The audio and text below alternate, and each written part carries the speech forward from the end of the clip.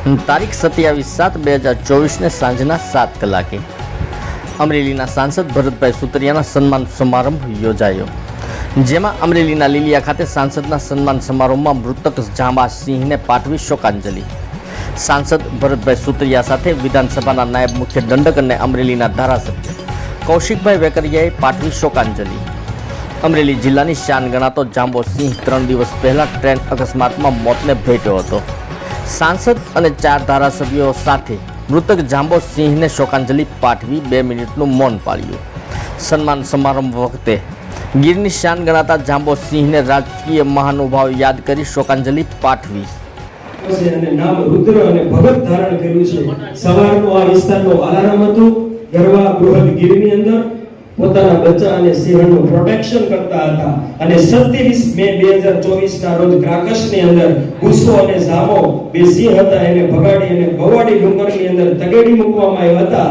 એવો આજે આપણી વચ્ચે ભગત 24 તારીખના રોજ એક આકસ્મિક દુર્ઘટનાની અંદર જીવ અનુકંપા, જીવ દયા અને રાષ્ટ્રપ્રેમ માટે જે આપણું કહી શકાય અને રાજ્યનો સ્ટેટ એનિમલ એની આપણે શ્રદ્ધાંજલિ નિમિત્તે 2 મિનિટ આપણે આંખો બંધ કરી અને મહાન રાષ્ટ્રપતિ એવા અબ્દુલ કલામ લીલિયા ખાતે નવનિર્વાચિત સાંસદ ભરતભાઈ સુતરિયાનું સન્માનનો કાર્યક્રમ એક પ્રજાના પ્રતિનિધિના સન્માનનો હતો, પરંતુ એની વિશેષતા એ હતી કે આ કાર્યક્રમની અંદર અમારા લીલિયા ટેરિટરીનો ખ્યાતનામ સિંહ, જેને અમે દેશી ભાષામાં સાવજ કહીએ, એ ભગતનું અવસાન ટ્રેનના અકસ્માતમાં થયું. માનવ પ્રેમી સિંહ હતો, અમારી ટેરિટરીનું રક્ષણ કરતો. છાપાઓના કેટલાક જગ્યાએ આપણે એના લેખ વાંચ્યા છે કે કેટલાક સિંહો આ ટેરિટરીમાં પ્રવેશવાના માટેની રાહ જોઈ રહ્યા હતા. એની સામે ઢાલ બનીને આ સિંહ એ ઊભો રહેતો તો એ સિંહનું અકાળે ટ્રેનના અકસ્માતમાં મૃત્યુ થયું છે. પ્રજાની અંદર એમનું એક વિશેષ સ્થાન હતું લીલિયા વિસ્તારની પ્રજામાં. આજ સુધીમાં એને કોઈ પણ જગ્યાએ માનવની સામે હુમલો કર્યો હોય એવો 11 વર્ષની અંદર એક પણ દાખલો નથી. એમને પ્રજાનું પણ રક્ષણ કર્યું, ટેરિટરીનું પણ રક્ષણ કર્યું અને લોકોનામાં હૈયામાં એને પોતાનું સ્થાન વસાવ્યું. અને જેને કારણે એક દુઃખ સાથે લીલિયાના લોકોએ આ ભરતભાઈ સુતરિયાના સન્માન સમારોહમાં દુઃખ સાથે આ સિંહને એક શ્રદ્ધાંજલિ.